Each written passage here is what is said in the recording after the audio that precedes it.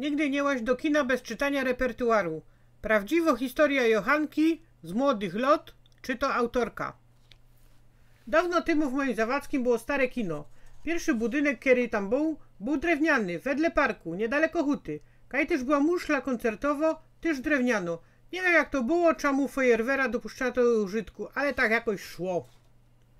Za bajtla w dzieciństwie, niedziela po mszy w kościele świętej rodziny, szliśmy na poranki do kina. Pamiętam najbardziej bajka o koniu, Leokadii, po naszemu Kadii. Potem rozebrali ten budynek i zaczęli budować obecne kino.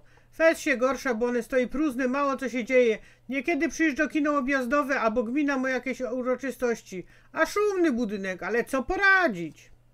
Na czas remontu seanse odbywały się w Domu Kultury na pierwszym piętrze. Warunkiem, co by puścić film, było 20 widzów. I tak my się umawiali w szkole, co by zawsze było te 20 osób. Kino kosztowało za grosze. Pewnego razu, jak my się zagapili w szkole, co leci, moja kamratka Gryjtka mi godo: Johanna, idziemy do kina. Nie miałam specjalnych planów, bo godo: no dobra, idziemy. Przyłazimy do Domu Kultury, a na holu czekają same chłopcy. Pytam: Gryjtka, a ty tak Gryjty, wiesz co dzisiaj grają? A ona godo: nieważne, jak już my przyleźli, to oglądamy co je. No i włażymy na ta sala.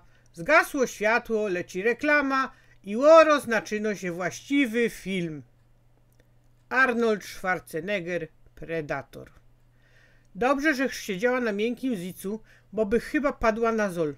Myślałem, że zabije ta Gryjtka. Cały film był o jakichś pierońskich potworach, które polowały na ekipę Arnolda. Gonitwa, dżungla, pełno afów, rozmaitych zwierząt, lołtanie, szczylanie, larmo jak pieron. Nie dość, że straciła czas, to jeszcze nic z tego filmu mi nie zostało oprócz zgorszenia i złych wrażeń.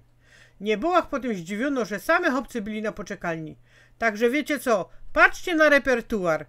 Ten film zapamiętam do końca życia i nie cierpię takich filmów do dzisio.